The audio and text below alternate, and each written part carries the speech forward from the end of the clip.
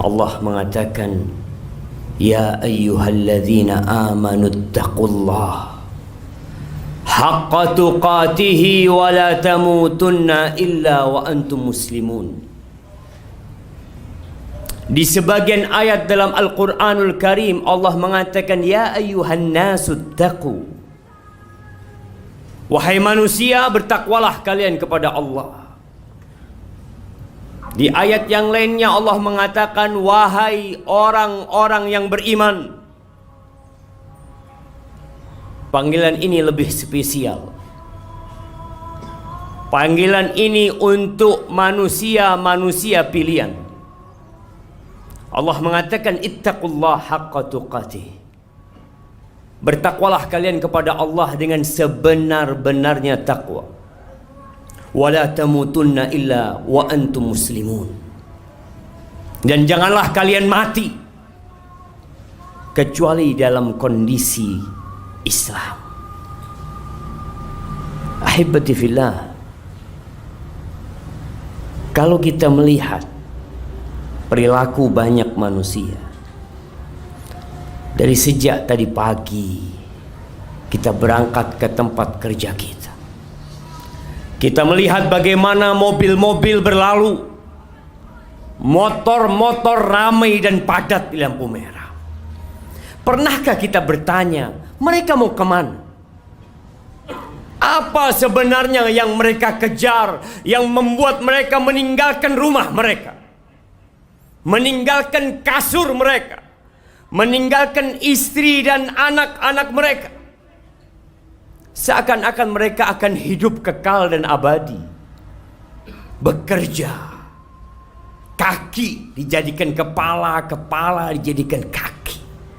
Setiap hari seperti itu. Ahibati fillah, padahal kita sudah divonis mati. Sudah turun itu vonis mati. Kita hanya menunggu kapan kita dieksekusi.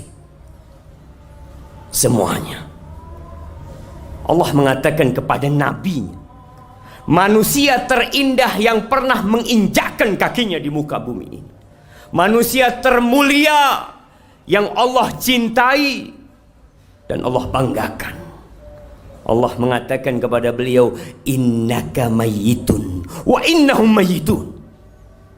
Muhammad alaika salatu wassalam, ya Rasulullah, engkau sudah divonis mati. Engkau mayit yang berjalan di muka bumi. Wa innahum, tuh manusia-manusia yang sedang berjalan di muka bumi, yang mungkin sedang sibuk dengan pekerjaannya, yang mungkin sedang berada di atas motornya, yang mungkin sedang asik menikmati makanannya, mayitun. Semuanya bakal mati. Lalu apa yang kita cari? Hampir setiap hari kita mendengar pengumuman fulan telah meninggal dunia, fulan bin fulan, inna lillah wa inna ilaihi raji'un. Kita kaget. Kalau tuh orang kita kenal, kalau kemarin tuh orang masih makan bersama kita, kita berpikir, ya Allah, bukankah dia yang sehat, yang kemarin makan bersama kita, yang kemarin olahraga bersama kita, yang mungkin kemarin sedang mengurus surat-surat motornya, surat-surat mobilnya, hari ini dia meninggal dunia. Gak perlu kaget kita, jemaah. Karena suatu saat yang akan diumumkan di sana adalah nama kita. Kita hanya nunggu waktu. Kullu nafsin dha'iqatul maut. Kalau kita bicara pribadi, kita ingin hidup lebih panjang, tapi tunjukkan kepadaku, mana orang yang umur 100 tahun? Adakah yang hidup 200 tahun? Sebagian orang bangun istana, bangun rumah yang megah, yang mungkin bertahan untuk ratusan tahun. Kita bisa melihat rumah-rumah sisa bangunan Belanda.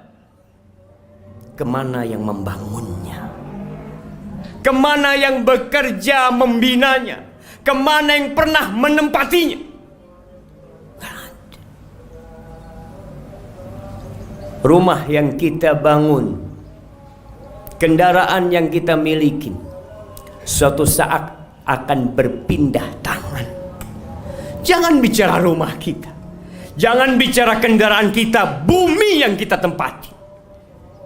Yang kita melihat orang berjalan di atasnya, merasa aman. Mereka bisa mengerjakan aktivitas mereka semau mereka. Tapi kata Allah Jalla Jalaluh, "Idza zulzilatil ardu zilzalaha wa akhrajatil ardu athqalaha wa qala al insanu ma laha yawma idzin tuhadditsu akhbaraha bi anna rabbaka awhalaha yawma idzi yasdurun nas ashtatan liyuraw a'malahum faman ya'mal mithqala dzarratin khairan yarah wa man ya'mal mithqala dzarratin syarran yarah."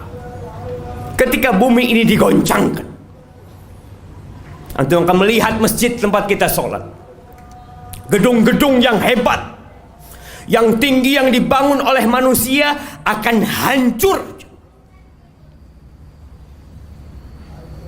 Bayi-bayi pun akan beruban pada waktu hari itu.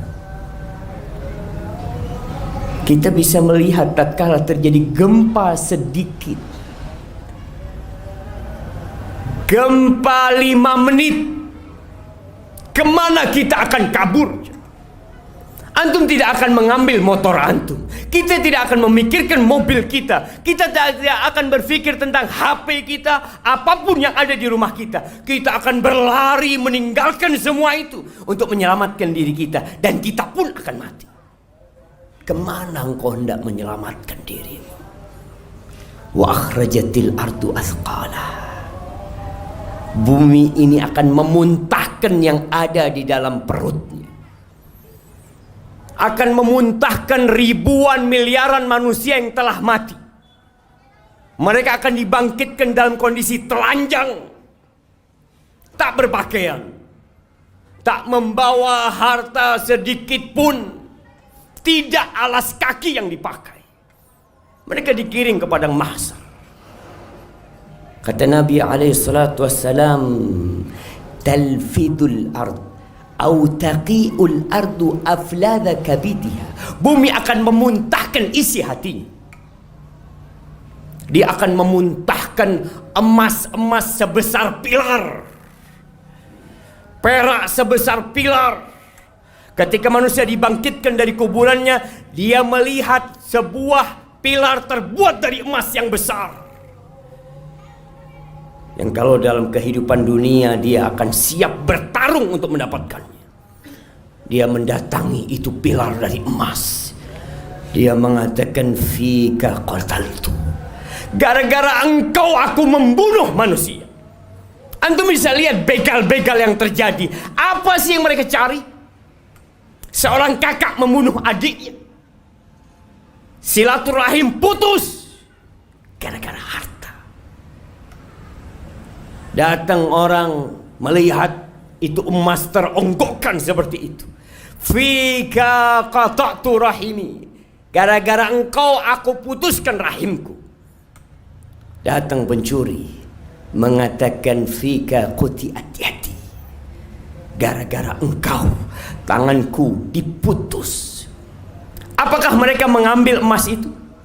Apakah mereka bawa menuju ke padang mahsyar? Ditinggal itu emasnya. Karena pada hari itu yauma la yanfa'u mal wala banun, harta tiada guna, anak nggak bermanfaat. Selesai. Kehidupan ini akan berakhir, jamaah. Semua akan rata dengan tanah. Manusia hanya akan membawa amal perbuatannya. Mereka akan menuju ke padang mahsyar untuk disidang. Tapi mungkin sebagian di antara kita nggak beriman, nggak percaya kalau bumi ini akan hancur, nggak yakin kalau dia akan mati. Suatu hal yang menakjubkan.